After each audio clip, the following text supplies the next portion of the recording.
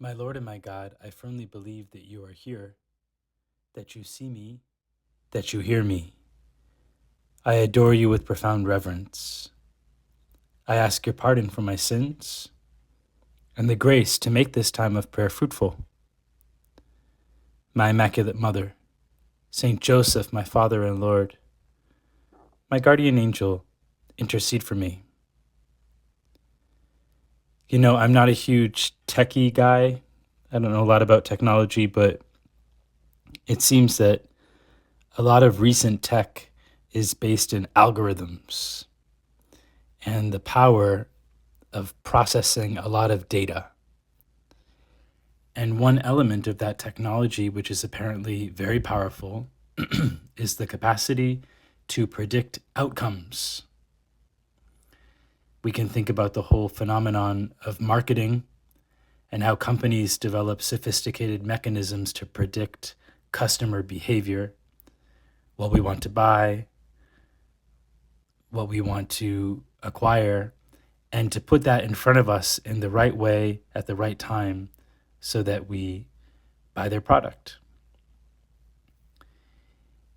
And even simple moves, like stores will emit a certain smell when a customer walks into their business. Certain smells can apparently influence and predict their shopping behavior. The most familiar to us is probably the movie theater. What's the smell when you walk into a movie theater? Well, it's popcorn, freshly made popcorn, with the popcorn machine there creating new buckets of yummy, buttery popcorn. Marketers call this the psychology of popcorn. People walk in, and the first thing they notice is the smell of fresh popcorn. It's not an accident. The majority of money made by a theater is from the concessions sold, not the movie tickets. Apparently, scent association not only reminds moviegoers of all their past theater experiences, but it also reminds them of the snacks that they've eaten and that they can treat themselves to it again. And so they go back for more. It gets us every time. We're suckers for that salty, buttery popcorn goodness. The power of predicting things. We can think also of the weather. It's amazing how, with technology and algorithms, we can make pretty good forecasts of the weather. Apparently, a 7-day forecast can accurately predict the weather about 80% of the time. And a 5-day forecast can accurately predict the weather approximately 90% of the time. However, all of these things have their limitations. Apparently, a 10-day or longer forecast is only right about half the time. We like to predict things, and we think we're pretty good at it. Jesus, in today's gospel, you mentioned the fact that we seem to be so wise in things like prediction of the weather, seemingly so accurate, but we fail to predict or to be attentive to much deeper, more important things. The interpretation of the present time. We read in the gospel. Jesus said to the crowds, "When you see a cloud rising in the west, you say immediately that it is going to rain, and so it does. And when you notice that the wind is blowing from the south, you say that it is going to be hot, and so it is. You hypocrites, you know how to interpret the appearance of the earth and the sky. Why do you not know how to interpret the present time? Why do you not judge for yourselves what is right?" Jesus, it's true. Sometimes we can be so fixated on minor issues like the weather or shopping decisions, or we can think also of sports results, right? We're trying to guess who's going to win March Madness, which is a lot of fun. But we can be missing out on the larger point. Sometimes we can be so worried and fretful about the future that we are neglecting and wasting the present moment. Jesus, we can ask ourselves right now in this time of prayer, are we interpreting well the present time? Jesus, what are the important things that you think we are missing as we scan our algorithms and make predictions about the weather or sports results or whatever?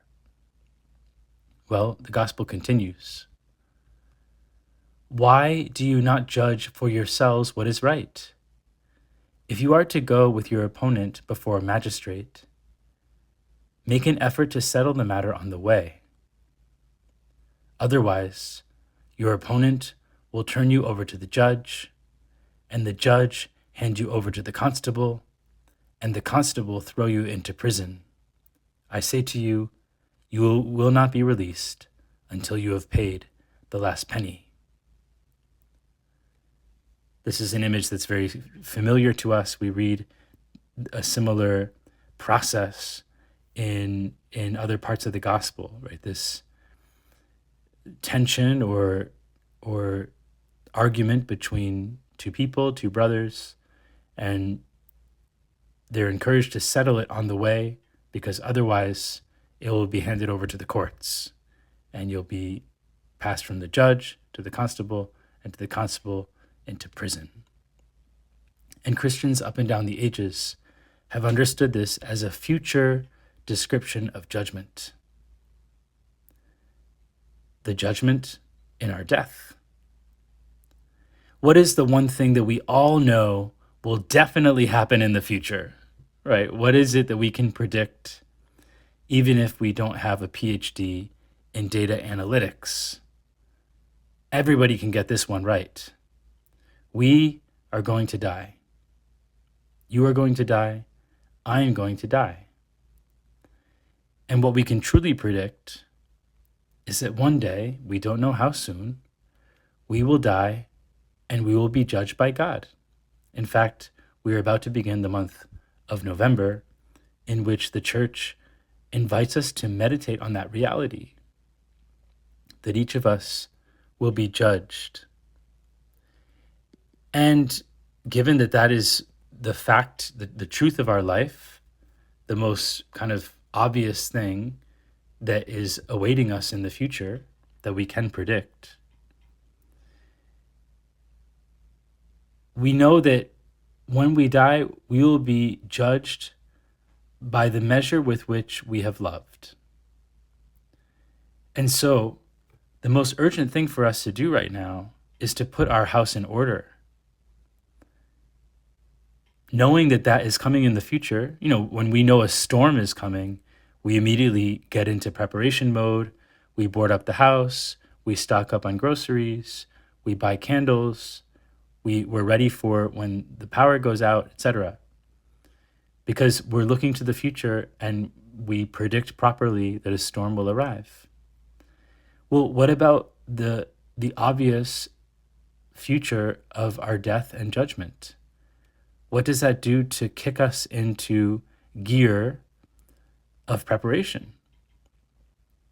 We need to put our house in order, and that begins with settling matters with our opponents. It begins with turning to that brother or sister of ours with which we have a problem and asking for forgiveness. Jesus, we listen attentively to your advice. Make an effort to settle the matter on the way.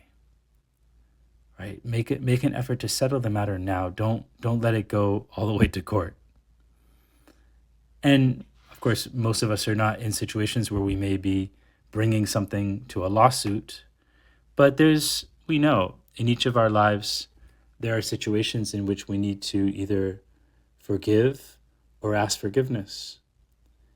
And let's not put that off, because we do not know when God will call us to himself, but we are certain that it will happen. That is something that we can predict. I thank you, my God, for the good resolutions, affections, and inspirations that you have communicated to me in this meditation. I ask your help in putting them into effect. My Immaculate Mother, Saint Joseph, my Father and Lord, my guardian angel, intercede for me.